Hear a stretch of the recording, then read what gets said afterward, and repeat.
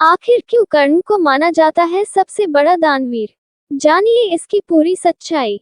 दोस्तों, आज के इस वीडियो में हम ये जानेंगे कि कर्ण को दानवीर क्यों माना जाता है। दोस्तों, ये कर्ण महाभारत का एक अहम पात्र था। उनकी प्रशंसा युगों युगों से की जाती रही है। वह कुशल होने के साथ साथ एक बहुत अच्छा योद्धा भी थे।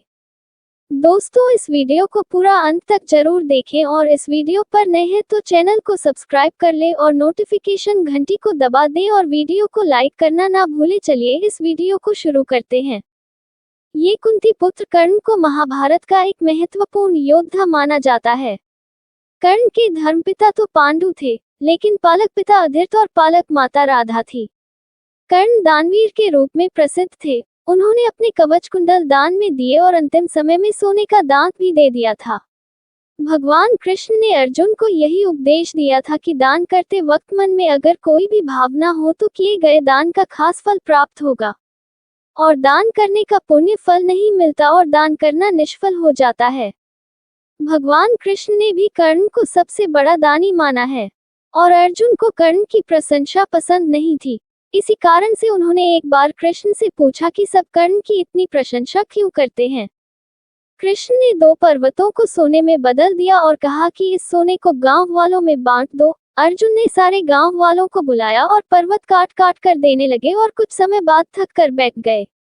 तब कृष्ण ने कर्ण को बुलाया और सोने को बांटने के लिए कहा तो कर्ण ने बिना कुछ सोचे समझे गांव वालों को कह दिया कि ये सारा सोना गांव वालों का है और वे इसे आपस में बांट ले।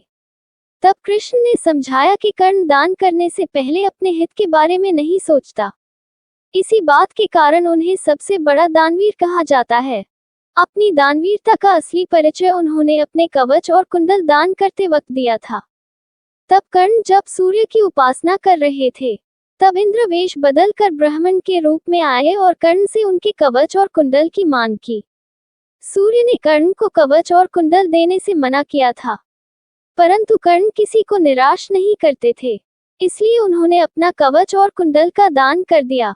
कर्ण ये भी जानते थे कि ये दान उनकी मृत्यु का कारण बन सकता है, तब भी उन्होंने अपने हित के बारे में बिना सोचे समझे दान कर दिया और एक बार फिर ये साबित कर दिया कि उनसे बड़ा दानवीर और कोई नहीं है। सूर्यपुत्र कर्ण दान करने के लिए काफी प्रसिद्ध था। ये कर्ण जब युद्ध क्षेत्र में आखिरी सांस ले रहा था तो भगवान कृष्ण ने उसकी दानशीलता की परीक्षा लेनी चाहिए, और वे गरीब ब्राह्मण बनकर कर्ण के पास गए और कहा कि तुम्हारे बारे में काफी सुना है और तुमसे मुझे अभी कुछ उपहार चाहिए। कर्ण ने उत्तर में कहा कि आप जो भी चाहे मांग सकते हो। तो ब्राह्मण ने सोना मांगा, और कर्ण ने कहा कि सोना तो उसके दांत में है और आप इसे ले सकते हो।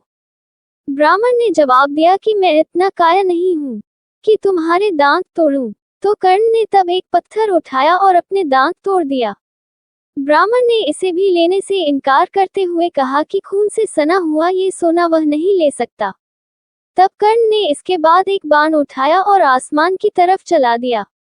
इसके बाद बारिश होने लगी और दांत धुल गया, और सोने का दांत उस ब्राह्मण को दान में दे दिया। ये थी सच्चे दानवीर कर्ण की सच्चाई। दोस्तों, यह वीडियो आपको कैसी लगी मुझे कमेंट में जल्दी बताएं। धन्यवाद।